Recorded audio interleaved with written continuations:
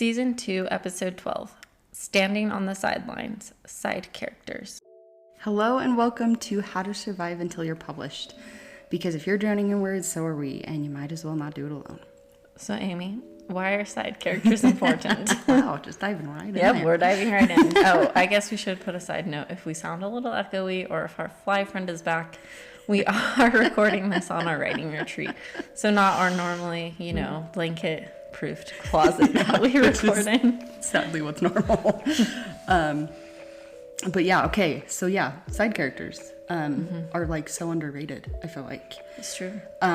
Because, well, at least they are to me. I've never really... I have many a draft where side characters disappear. Yeah. And I hate to say this, but I've seen it in published works too. Yeah. I feel like we always put so much focus on our main character that our side characters are just kind of like little add-ons that we're like, oh yeah, we gotta have a side character, like, you know. But they really should be able to like stand on their own. I think that's one of the things like I love about Harry Potter or like Percy Jackson. All of these side characters really do have like their own drives and wants, and they really flesh out the world to just make it better. Yeah. But that's not like the only purpose for having a side character. Yeah. So I've been reading John Truby's book, The Anatomy of Story, which if you want to learn how to build a story very organically, he gives you really good steps in doing it. It's amazing. But I got to chapter 4 where he talks about character, and I think like everybody expects, okay, let's dive into the main character's want and need. But the first thing that he says is a character is who he is in comparison to all your side characters. And I was like, what? So I don't think I've ever started with side characters. I know. So I was going to read, just share a little bit of what he says. So he says, the single biggest mistake writers make when creating characters is that they think of the hero and all other characters as separate individuals. Their hero is alone in a vacuum, unconnected to others. I know for a fact I've done that so many times. The result is not only a weak hero, but also cardboard opponents, opponents and minor characters who are even weaker. In these stories, the hero seems to be the only person who matters, but ironically, this intense spotlight on the hero, instead of defining him more clearly, only makes him seem like a one-note marketing tool. To create great characters, think of all of your characters as part of a web in which each helps define the others. To put it the other way, a character is often defined by who he is not. I like that. Yeah, it gives like the dimension to your characters. Like it's like each side character, if it can play its proper role, will I don't know, it takes like a 2D image and lets you see all around it of your main character. Yeah, I do like that actually. I don't necessarily, like I said, I need to get a lot better at side characters.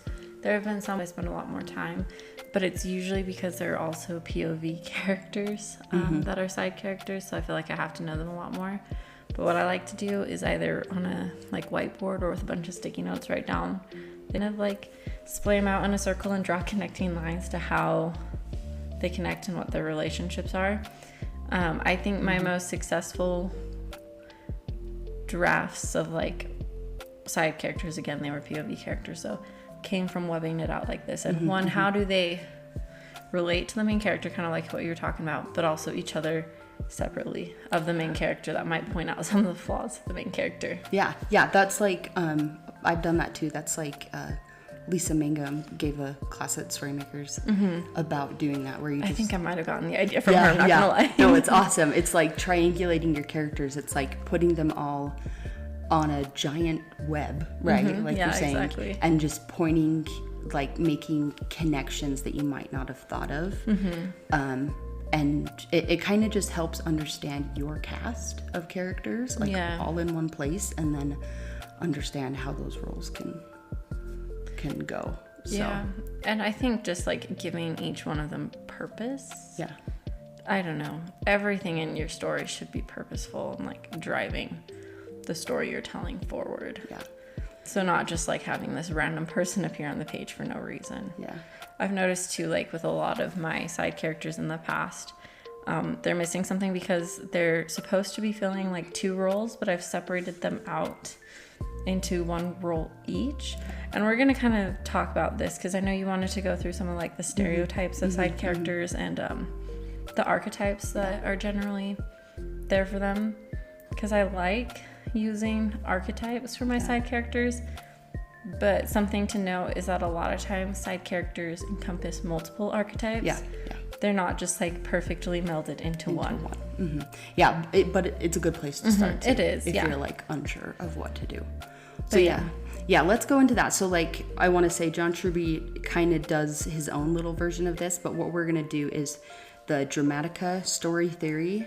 If you just Google it, actually there's a website for it, and it dives into it and actually gives you a lot of really good detail. But we're gonna kind of give you just like the basics.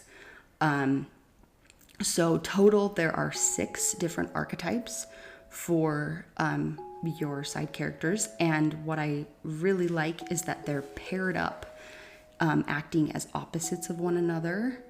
And it just helps you, like it's like in acting as opposites, they round out your character in different ways. Before we jump into them, I would also like to define the difference between an archetype and a stereotype. So like archetypes are an assumed pattern that reveals like a connection to human nature. They're recurring symbols or character types that can be understood across cultures, humanity. Stereotypes are oversimplified notions that can be dehumanizing and conceal the complexity of individuals. They can be created when a characteristic is used too often to describe a specific group, reducing the group to a broad characterization. So like archetypes, it's more their role and just exploring that side of humanity versus like the nerd always wears glasses, that kind of stereotype that could be harmful and could sometimes stereotypes are I don't know, they can be a tool if used appropriately. I feel like sometimes they can harm your writing more than help. But archetypes, however, we're very different. We're focusing on archetypes. Just make sure as you think about, like, we're going to give some good examples. Don't stick them in the stereotype category. Like, these are just, they can be whoever they want to be as long as they play the specific role. So, okay, I'll start. The first pair, so we're going to do the pair. The first pair is your reason and your emotion characters. So these would be best represented by Hermione, like in Harry Potter, as reason and Ron as emotion. Which is funny because there's that quote about you have the emotional range of a teaspoon, but he is the emotional archetype. And I think, typically, and this isn't always true, but these ones are closest to the main hero. They usually are. And they're able to kind of give him different perspectives. So the reason is obviously more logical. They're using their intellect and trying to come to more like practical solutions. And so they give that perspective to your hero. If they're trying to work through a problem, your reason character is going to be like, okay, here are the facts. Let's figure this out. The emotion character brings to the table like the humanity side of the equation. So if your hero is in a debate, your emotion character is going to bring in like, well, what about if it'll help this person, or what if we don't want to kill this person, kind of thing.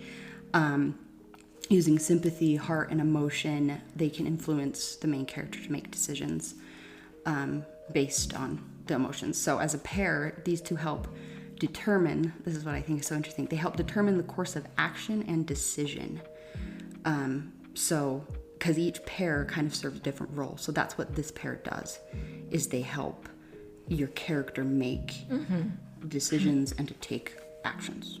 I like that. Yeah, and I think that's probably why they're usually the closest to next them. To the, and again, like these two might not always be like fully represented by the same person, but these archetypes could fall into like some of the other pairs we're going to talk about too. Though every person is a little bit of like an emotional reasoner and like just using logic as a reasoner. Yeah. Oh, side note on that, I think that's cool because I think too it like can give depth to your side characters. It's true. To show the other side, like it's true. Like moments when Hermione gets emotional about and uses something. emotion to like reason through things instead. It's just kind of like, whoa. It can highlight like their strengths, their weaknesses a bit more. Yeah. So that's another way to think about it. The second pair of archetypes that we want to go through is your sidekick and your skeptic. And like together they're supposed to represent like the consideration of success in your character's problems. So like the sidekick character is going to be like your cheerleader, the ones that are loyal. They're there just to support your character, and they have faith in the character and their solution to the problem. The skeptic is someone who is skeptical. They kind of oppose a little bit, not like directly oppose or anything like that a character is going to do, but they're going to call it into question. They're going to doubt it. They're going to like almost shed light on how it could fail, if that makes sense. Some of the examples that Amy came up for this were like Dobby and Snape, which I think kind of work. Harry's cheerleader, but at the same time, he is a little bit skeptical in the second one. You know, spoilers for Harry Potter, but at the same time, I feel like most people, which is why we're using this as an example, know Harry Potter and are very familiar with it. But yeah, I would argue that Dobby could also be seen as a skeptic, because Harry's solution in the sequel is to go to Hogwarts and to try to figure out like what's going on. Well, I mean, initially it's not, there's a problem at Hogwarts, but he wants to go to Hogwarts, and Dobby's like, no, you're gonna die if you go to Hogwarts, you know. But he is also fiercely loyal, and that kind of embodies the sidekick. I also think of like Ron Stoppable from Kim Possible. Oh, yeah. As like the classic sidekick. I mean, he like literally is her crime fighting sidekick, but it really shows that archetype where he supports her and has faith in her and like everything. I'd say the skeptic might be Shigo a little bit, but I think she also falls into more of a antagonist role, but we'll talk about that next. Okay, and then, so the last pair is the guardian and the antagonist, and together they represent the two sides of the moral compass of your character. So like right and wrong. So I'll dig into the guardian for a minute, and then I will talk about the antagonist, because there's important to remember the difference between an antagonist and a antagonist. So the guardian is going to be your teacher, your helper, your protector. In some cases, they represent the character's conscience and resolve in what they need to do, and their determination to do the right thing. They can also eliminate obstacles in your character's path. But good one for the guardian in Harry Potter is Dumbledore, obviously. But yeah, it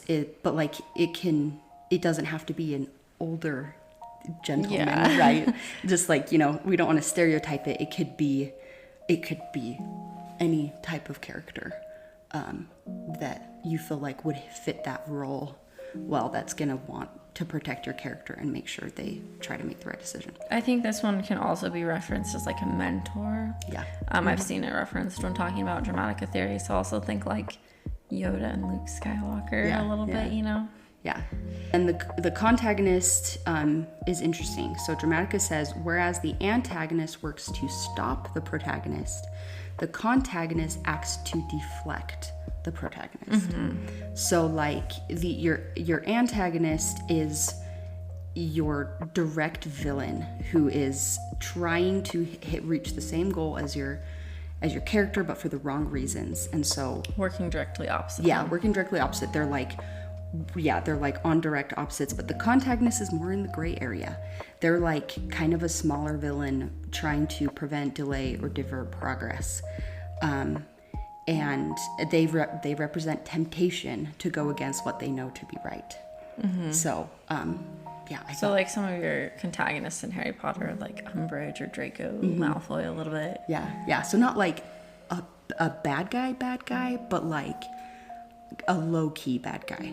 Just like somebody that's really just trying to make everything harder for your character. Yeah, so like, again, going back to the Kim Possible example, I don't know why my mind went there, but like, Shigo is the contagonist, Draken is the antagonist. Because like, well, Shigo is Draken's almost like sidekick skeptic character. and a skeptic to Kim. She's like there to thwart Kim, but like her motivation isn't like I have to stop her. Like Draken is directly trying to like take over the world or do whatever and like stop Kim possible.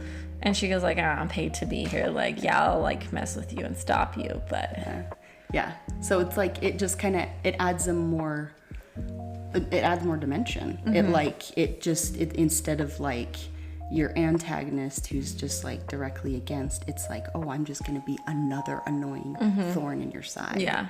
So it just deepens that plot and the character. So yeah, and I think it should be noted too, like when talking about dramatica theory, protagonist and antagonist also fall into some of these archetypes, but it's not really for side characters like we're talking about. Yeah. And like some of these archetypes can also be used for your main character, but most of them are going to be the characters around them that flesh out your cast of characters and how they're influencing it. But Amy, how do you think, or like what's another way these can deepen your plot? We've kind of talked about this a bit and like how they deepen your character and your plot as we've been going throughout. But do you have any other thoughts on like that you'd want to add to it? So like I feel like with your plot specifically, it opens up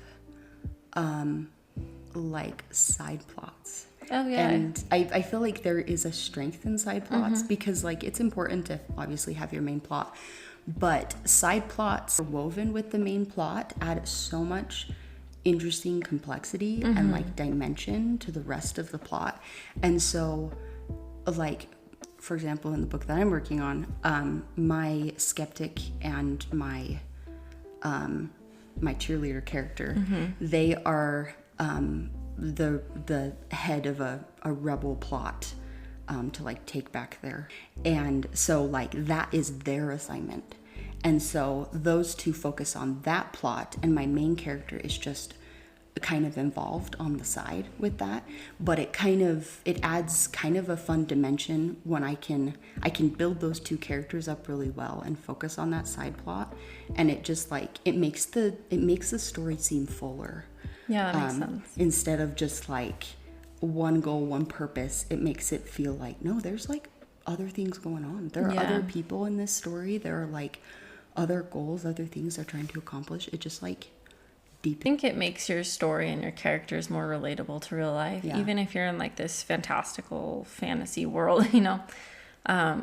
Just the fact that there are so many different things and people's motivations influencing, just like they would in real life, does, like you say, deepen the story. And I think it allows readers to connect a lot better. I know for me, it really helps when the side characters are fleshed out and they're not just completely nameless, like random people. Yeah, and like I know for me too, like sometimes when I'm reading a book and I'm like confused or like there's a really scary part or whatever, there are certain side characters I kind of latch onto as like a safety net, because sometimes a side character can play the role of like how you're feeling, like the scared person, or like maybe the humor trying to deflect the scare or whatever. Yeah, it's like the comedic relief. They're the, you know.